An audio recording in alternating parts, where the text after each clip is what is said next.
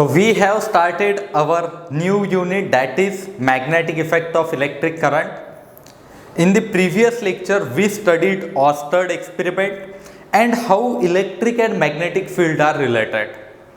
Then we found out direction of magnetic field. कुछ students को थोड़े प्रॉब्लम्स थे, थोड़े डाउट थे, वो मैं आज के इस लेक्चर में समझा देता हूँ। देखो ध्यान देना, ऑर्स्टेड एक्सपेरिमेंट ये कहता था कि if suppose there is one current carrying wire and अगर मैं साइड में मैग्नेटिक नीडल प्लेस करता हूँ तो वो कुछ अलाइन हो जाती है।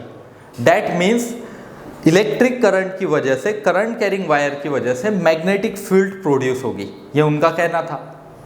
डायरेक्शन कैसे होगी, देखो ध्यान देना, मैंने आपको दो पोल समझाए थे। अगर समझो ऐसा कोई मैग्नेट दिख रहा है आपको, एक सेक्शन है रेड वाला, ठीक है, एंड दूसरा है ऐसे कुछ ब्लू, तो ये ब्लू वाला साउथ पोल होता है एंड रेड वाला नॉर्थ पोल, एंड नॉर्थ की तरफ डायरेक्शन होती है फील्ड की। ध्यान रखना है आपको, इफ सपोज करंट इनवर्ट जा रहा है, करंट की डायरेक्शन इनवर्ट है, मैंने क्रॉस डॉट समझाया था ना कल। Dot means vector is coming towards you, cross means vector is going into the paper, अंदर जा रहा है वेक्टर, क्रॉस का मीनिंग। तो अगर क्रॉस लिखा है तो डायरेक्शन ऐसे होगी क्लॉकवाइज, ठीक है, ऐसे कुछ, कल मैंने ये समझाया था। तो अगर समझो मैं यहाँ पे क्रॉस लिखता हूँ तो फील्ड की डायरेक्शन कैसे होगी, इस पॉइंट पे देखो ये ऐसे कुछ क्लॉकवाइज। तो जो लास्ट 2 मिनट थे लास्ट लेक्चर के, उसमें मैंने ये करेक्ट करते हुए आपको समझाया था। तो देखो क्रॉस है तो नीडल्स ऐसे कुछ अलाइन होंगी, दैट मीन्स मैग्नेटिक फील्ड ऐसे कुछ दिखेगी आपको, ठीक है, ये हमने समझाया था। एंड डॉट है, dot that means it is current carrying wire, ये ऐसी एक वायर रखी है मैंने, बट करंट किस तरफ आ रहा है, आपकी तरफ आ रहा है करंट, ठीक है, current is coming towards you, तो टूवर्ड्स यू तो एंटी क्लॉकवाइज फील्ड होगी, ये ऐसी कुछ। तो जिन स्टूडेंट्स को इसमें कल डाउट था तो ये मैंने पूरा आपको समझा दिया, जिससे ये सारे डाउट्स क्लियर हो जाएंगे आपके, ठीक है, ऐसे याद रहेगा आपको। तो वापस मैं यहाँ पे बताता हूँ, ये जो ग्रीन है it is current carrying wire,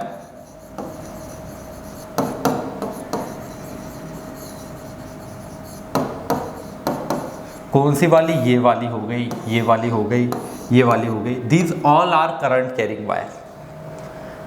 and अगर मैं यहाँ पे डॉट निकाल के बताऊं तो देखो ये कैसे होगा, एंटी क्लॉकवाइज फील्ड। एंड ऐसे आप सर्कल्स भी ड्रॉ कर सकते हो, ये सर्कल होगा, एंड सर्कल पे अगर मैं टेंजेंट ड्रॉ करूं तो मैग्नेटिक फील्ड की डायरेक्शन आएगी। और भी मैंने कई पॉइंट समझाए थे, वो एक बार क्विकली रिवाइज कर लेते हैं। देखो अगर समझो करंट कैरिंग वायर ऐसे कुछ है, करंट ऊपर जा रहा है, मैंने क्या बताया था, करंट जिस तरफ ट्रैवल कर रहा है, थंब रख देना, ये थंब, जिस तरफ हमारा पॉइंट है उस तरफ उंगलियां ले जाना, ये समझो पॉइंट पी है तो ऐसा थंब रख दिया, पॉइंट पी, इनवर्ड होगी फील्ड, इनवर्ड होगी तो क्रॉस बताते हैं B, magnetic field is represented by B. उसके बाद यहाँ पे अगर मैं देखूं तो ये थंब ऊपर, इस तरफ उंगलियां ले जाओ, पाम किस तरफ आ रहा है, आउटवर्ड्स, मीन्स मैं यहाँ पे डॉट बताऊंगा, means field is coming away, ये है बात। उसके बाद नेक्स्ट पॉइंट है कि अगर ये करंट ऐसे नीचे जा रहा है, फिर बताओ फील्ड, तो भी आप फील्ड यहाँ पे बता सकते हो, नीचे करंट, पाम टूवर्ड्स यू आ रहा है, दैट मीन्स ये डॉट होगा, एंड इस तरफ क्रॉस होगी। ये आप कैसे भी करंट कैरिंग वायर आड़ी टेढ़ी ऐसे बता सकते हो, no problem.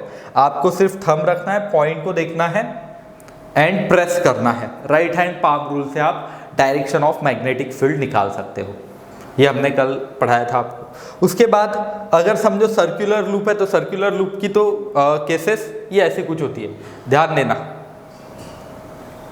Circular current carrying loop है, फॉर एग्जांपल दिस वन, ये करंट कैरिंग लूप है, एंटी क्लॉकवाइज करंट फ्लो हो रहा है आई इतना,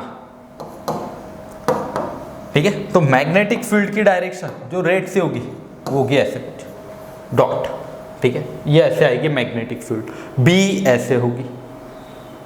उसके बाद एंड ये आप राइट हैंड थंब रूल से भी देख सकते हो, फॉर एग्जांपल यहाँ इस करंट के ऊपर थंब रखो, पॉइंट उंगलियों को ऊपर ले जाओ, देखो पाम आउटवर्ड आ रहा है, यहाँ पे थंब रखो, उंगलियों को ले जाओ करंट की तरफ, ये देखो पाम आगे आ रहा है, दैट मीन्स अगर आप समझो राइट हैंड पाम मेथड से भी निकालोगे तो डायरेक्शन आ रही है टूवर्ड्स यू, ये ऐसे।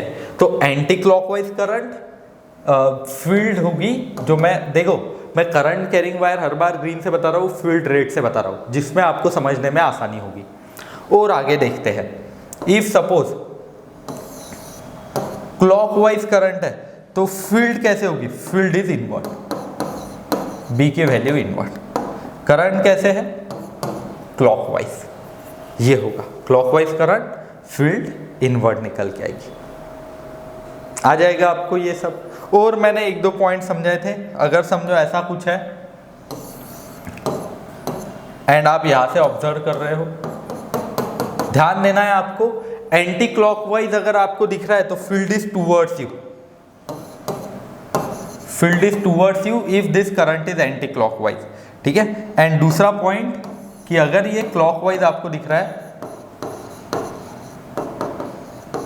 ठीक है, क्लॉकवाइज अगर आपको करंट दिख रहा है तो फील्ड इज, ये आप यहाँ पे आपकी आंख है, आपको ये क्लॉकवाइज दिख रहा है, field is away from you. पहले कैसे दिख रहा था, एंटी क्लॉकवाइज,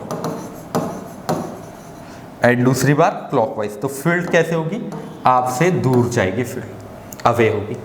तो ये सारे पॉइंट्स मैंने कल पढ़ाए थे, आज रिवाइज करके दिए। एंड करंट कैरिंग वायर अगर ऐसी है, कुछ क्रॉस है और डॉट है, that means current carrying wire अंदर या बाहर जा रही है, तो वो तो मैंने आज आते से ही समझाया, ये वाला हिस्सा आ जाएगा सभी को इतना फिर, ठीक है। तो क्विकली ये सारे हिस्से को देख लो। मैं आज आपको next point which is Biot Savart law, means ये फील्ड तो बताई मैंने, डायरेक्शन बताई, बट वैल्यू कितनी होगी वो Biot and Savart in scientist ने निकाल के दी थी। तो आप क्विकली देख लो इन्हें।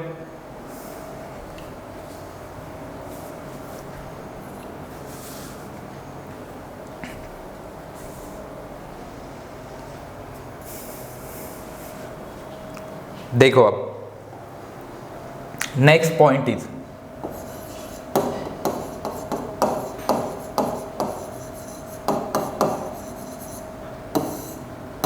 बायोट सेवर्ट लॉ हमें पढ़ना है। इस लॉ का एप्लीकेशन क्या है, ये लॉ आपको करंट कैरिंग एलिमेंट की वजह से फील्ड कितनी होगी ये समझाता है, ठीक है। तो it is used to calculate field, ठीक है, टू कैलकुलेट फील्ड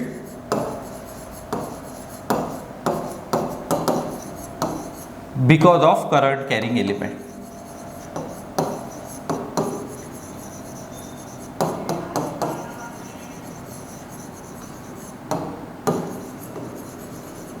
तो इस लॉ का ये एप्लीकेशन है, ये फील्ड को कैलकुलेट करने में इस्तेमाल होता है। अब देखो मैं एक काम करता हूँ, सबसे पहले एक करंट कैरिंग एलिमेंट ऐसा ले लेता हूँ, ये है एक वायर, ठीक है, करंट कैरिंग वायर आप इसे मान सकते हो ऐसे कुछ।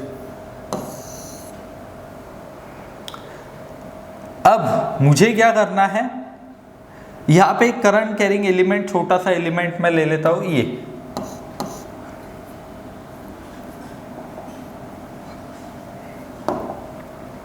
ये है current carrying element, DL length ले लेते हैं इसकी।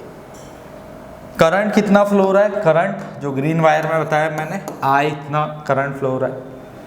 तो अब इस एलिमेंट की वजह से फील्ड कितनी होगी एट सम डिस्टेंस, लेट से डिस्टेंस इज R, तो at a distance of R आपको फील्ड बतानी है। इस P पॉइंट पे फील्ड कितनी होगी, D कितनी होगी, स्मॉल लिखता हूं मैं, D स्टैंड फॉर स्मॉल, तो ये फील्ड कितनी होगी। तो जितने भी स्टूडेंट्स ने नया ज्वाइन किया, ये सारे लेक्चर मैं बेसिक से समझा रहा हूँ, सब कुछ आपको समझ में आने वाला है, ध्यान देना है आपको सिर्फ। तो इन बायोट सेवर्ट दो साइंटिस्ट थे, इन्होंने एक्सपेरिमेंटली कुछ डिडक्शंस निकाले, कुछ लॉज निकाले। ध्यान देना, इनका क्या कहना था कि magnetic field because of this current carrying element,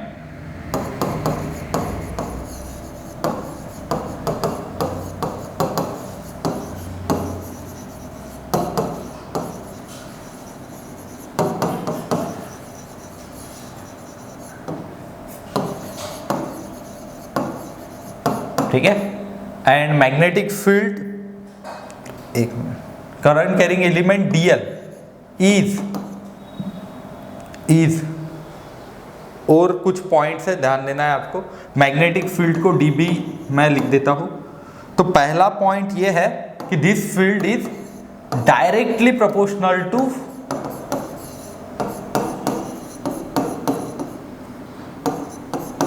current flowing through it.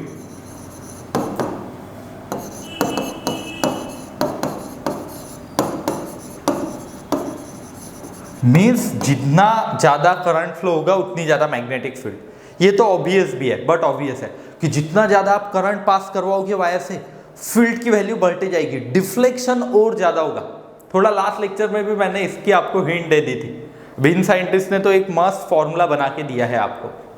तो पहली बात कि अगर समझो ये करंट कैरिंग वायर है, आजू बाजू में मैग्नेटिक फील्ड प्रोड्यूस हुई, जितना ज़्यादा आप करंट पास करोगे उतनी ज़्यादा मैग्नेटिक फील्ड प्रोड्यूस होगी।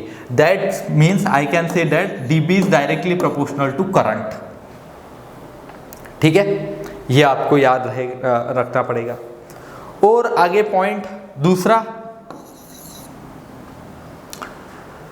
ये जो फील्ड है it is inversely proportional to r square.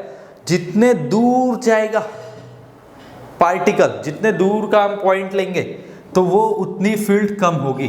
So it is inversely proportional to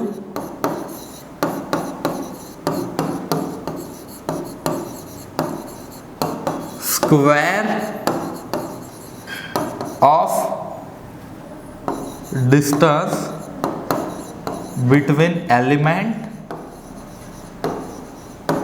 and point P। So dB is inversely proportional to r square. ठीक है, तो पहले पेज पे मैंने ये 2 पॉइंट लिख के दिए। Directly proportional to current, current जितना ज़्यादा होगा फील्ड ज़्यादा होगी। उसके बाद जितने दूर ये वायर है, इस वायर से जितने दूर हम जाएंगे, सिंपल है, नीडल का डिफ्लेक्शन उतना कम होगा, तो उतनी फील्ड कम होगी। ठीक है, तो ये 2 पॉइंट देख लो, पहले क्विकली लिख लो, फिर नेक्स्ट पॉइंट समझाता हूं मैं।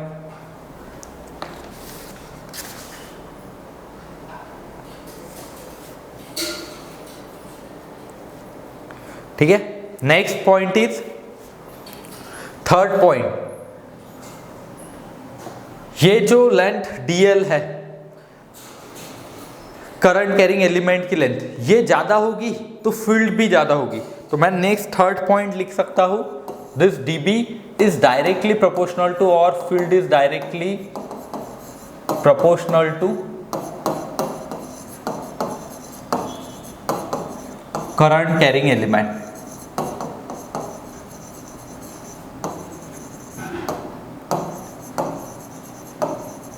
और length of current carrying element, तो ये dB is directly proportional to dl, ये होगा। ये एक पॉइंट आया, dl is small length, d stands for small values. Derivative में बताया था मैंने कि स्मॉल अगर चेंज है तो हम d से रिप्रेजेंट करते हैं। तो छोटा हिस्सा लिया, दैट्स व्हाई हमने d बताया है। ठीक है, चलो अब और आगे देखते हैं पॉइंट्स। तो देखो मैंने अब तक क्या क्या समझाया आपको कि करंट की प्रोपोर्शन में होती है inversely proportional to r square, directly proportional to dl। और एक पॉइंट, ये जो करंट कैरिंग एलिमेंट है एंड ये जो रेडियस वेक्टर है, इनके बीच में मैं एक एंगल ले लेता हूं कुछ इतना थीटा। तो ये जो थीटा है it is angle between element dl and r। ये dl एंड r के बीच में एंगल है। तो मैं और एक पॉइंट लिख के देता हूं। Next fourth point is field is dB is directly proportional to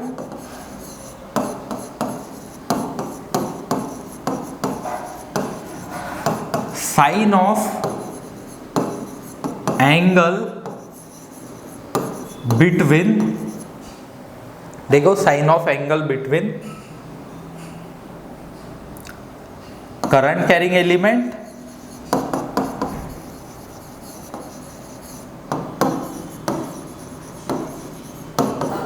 that is dl and current carrying element and vector joining element and our point at which field is to be calculated. ठीक है, तो मैं ऐसा भी कह सकता हूँ dB is directly proportional to sine theta. अब ये जो मैंने 4 पॉइंट लिख के दिए हैं, इन चारों को अगर मैं कंबाइन करूं, कौन सा देखो, directly proportional to current, inversely proportional to r square, then मैंने आपको समझाया है कि directly proportional to dl, directly proportional to sine theta, सभी को कंबाइन करके एक इक्वेशन लिखा जा सकता है, dB is directly proportional to I dl sine theta upon are square. ये आया एक relation, it is very much useful relation. DB की वैल्यूज कितनी आई है, डायरेक्टली प्रोपोर्शनल टू, मैंने चारों पॉइंट लिख के दिया, फर्स्ट सेकंड थर्ड फोर्थ, ये ऐसा फर्स्ट सेकंड थर्ड फोर्थ ऐसा भी मान सकते हो आप। अब इफ सपोज ये प्रोपोर्शनलिटी की साइन हटाई जाए तो यहाँ पे डीबी इक्वल्स टू निकल के आता है म्यू नॉट बाय 4 पाई, ठीक है, I dl sine theta upon are square. आपने मैथ्स में रेशियो एंड प्रोपोर्शन में 10 तक पढ़ा होगा, जब भी हम प्रोपोर्शनलिटी की साइन हटाते हैं,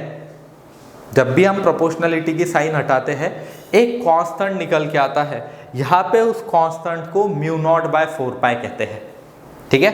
तो ये फॉर्मूला आपको लिख के रखना है आपके इसमें, where this mu naught by 4 pi is nothing but it is, ये जो है म्यू नॉट बाय 4 पाई, ये प्रोपोर्शनलिटी कांस्टेंट है,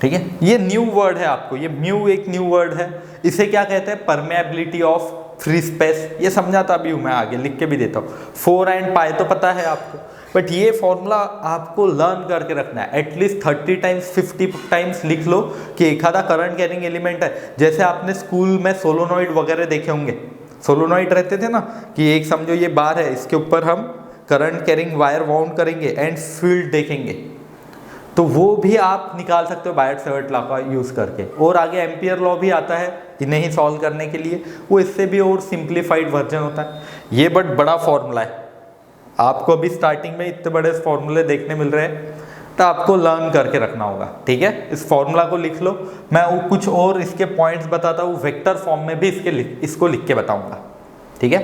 देख लो क्विकली फिर।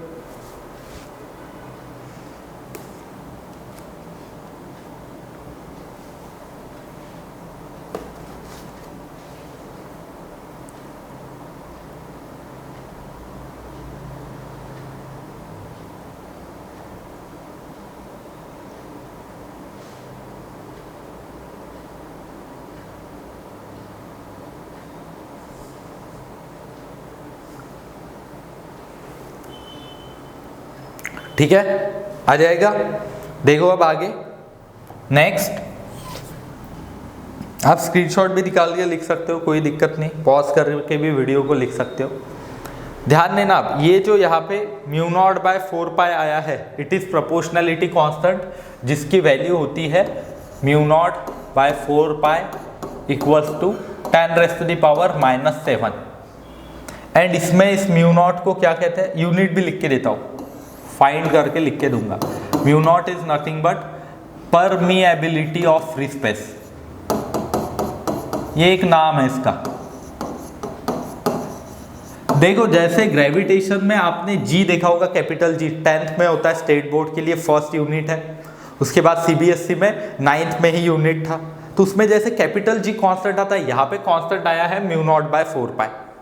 अब ये जो मैग्नेटिक फील्ड बी से रिप्रेजेंट कर रहे हैं हम, इस बी के लिए यूनिट लिख के दे रहा हूं मैं, तो यूनिट फॉर बी,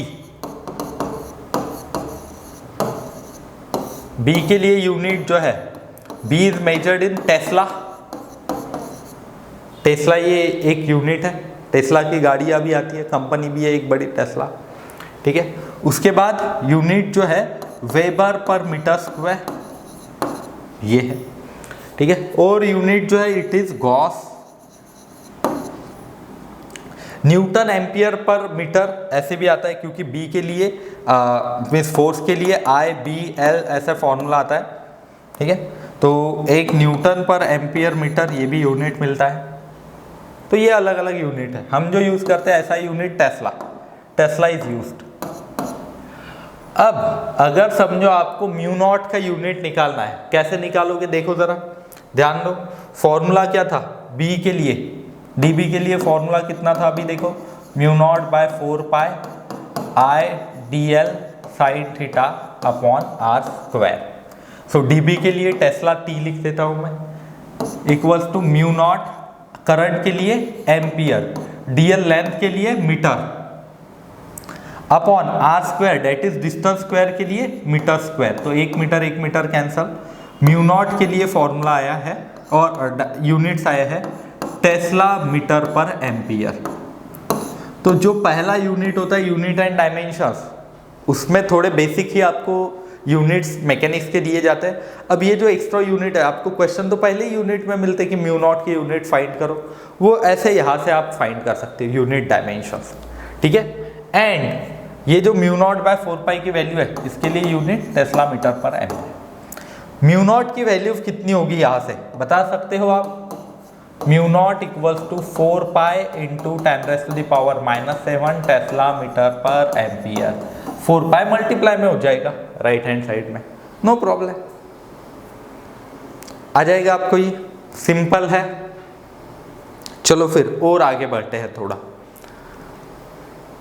ये जो dB हमने लिखा है, अगर मुझे B निकालना है तो B कैसे ढूंढना होगा आपको, B equals to integration dB और integration of mu naught by 4 pi I d l sine theta by r square, यही B की वैल्यू।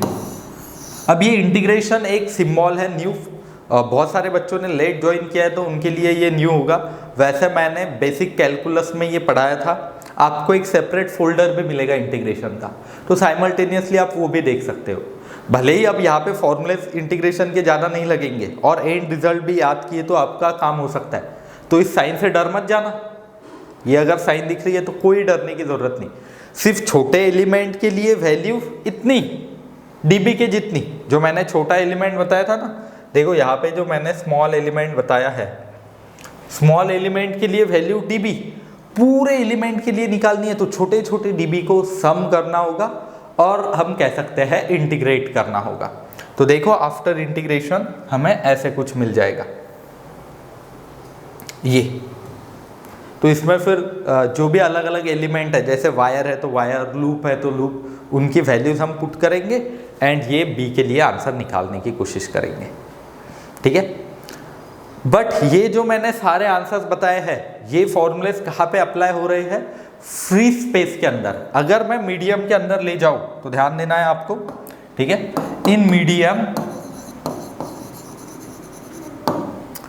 सो आपको B इक्वल्स टू लिखना होता है और dB equals to mu 0 mu r upon 4 pi I d l sine theta upon are square. यहाँ पे mu r है रिलेटिव परमेएबिलिटी।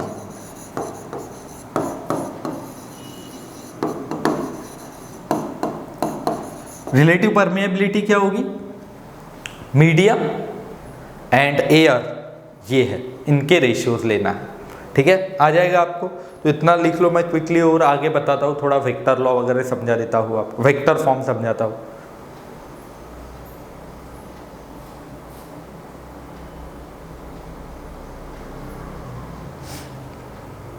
चलो फिर वेक्टर फॉर्म देख लेते हैं इसका। तो ये मैंने अभी म्यू आर लिख के दिया है, relative permeability mu of medium upon mu 0, ऐसे होगा, ठीक है। एंड फॉर एयर और वैक्यूम इसकी वैल्यू म्यू आर की वैल्यू 1 होती है, ये भी एक एक्स्ट्रा पॉइंट आपने याद रख लेना है, ठीक है। म्यू आर की वैल्यू, रिलेटिव परमेएबिलिटी की वैल्यू फॉर एयर और वैक्यूम, वैक्यूम को इस फ्री स्पेस भी कहते हैं, इस म्यू आर की वैल्यू 1 होगी। दैट्स वाई ये फॉर्मूला देखने मिलेगा आपको, ठीक है। देखो अब last vector form,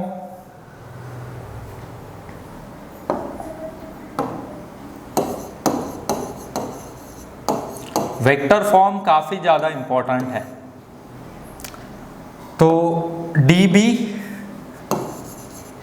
equals to mu naught by 4 pi I dl cross r upon r cube, ये लर्न करना है आपको। ये है फॉर्मूला, फॉर्मूला कैसा है, mu naught by 4 pi I dl cross r upon r cube, vector form है ये। अब देखो आप पार्ट फर्स्ट में 11th में ये भी पढ़ते हो, क्रॉस प्रोडक्ट क्या होता है ध्यान देना, a क्रॉस b याद है आपको या पढ़ने मिलेगा आपको, it is magnitude of a magnitude of b sine theta, ये होता है mod of A mod of B sine theta. Means ये फॉर्मूला पिछला फॉर्मूला सेम ही है, मैग्नीट्यूड ऑफ आर एंड यहाँ से एक आर कैंसिल हो गया, आर स्क्वायर ही बचने वाला है। मैं देखो इसे ही दूसरे फॉर्म में लिख के बताता हूँ। ये क्या होगा, ये वेक्टर फॉर्म तो लर्न कर लेना आपने, 30-40 टाइम्स लिख के देखना जिससे याद हो जाए।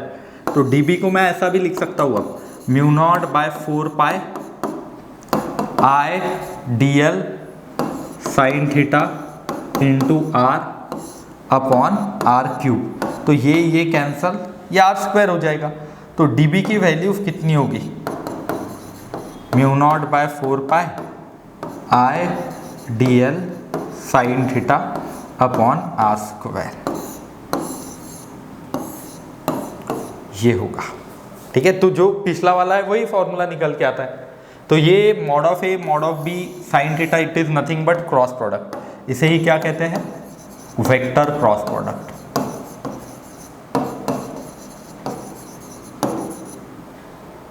आ जाएगा आपको ये, ठीक है। तो ये था आज के लेक्चर के लिए, जिसमें मैंने बायोट सेवर्ट लॉ, उसके अलग अलग फॉर्म, वेक्टर फॉर्म, कुछ एक्स्ट्रा कॉन्सेप्ट आपको समझाए। आपको ये सारी वैल्यूज लर्न करनी है आज के लेक्चर में जितना भी हुआ, क्योंकि इसका ही एप्लीकेशन मैं नेक्स्ट आने वाले लेक्चर्स में लेने वाला हूँ। तो आज के लेक्चर को अच्छे से देखना। जो कल आपके डाउट्स बाकी थे, जिन बच्चों के सवाल मुझे आए थे, मैं वो भी सॉल्व करके दिया हूँ आज के लेक्चर में, एंड एक्स्ट्रा क्वेश्चंस भी समझाए हैं। ठीक है, तो कल इसके एप्लीकेशंस हम पढ़ने वाले हैं। स्ट्रेट वायर सर्कुलर लूप की वजह से फील्ड कितनी होगी। ठीक है फिर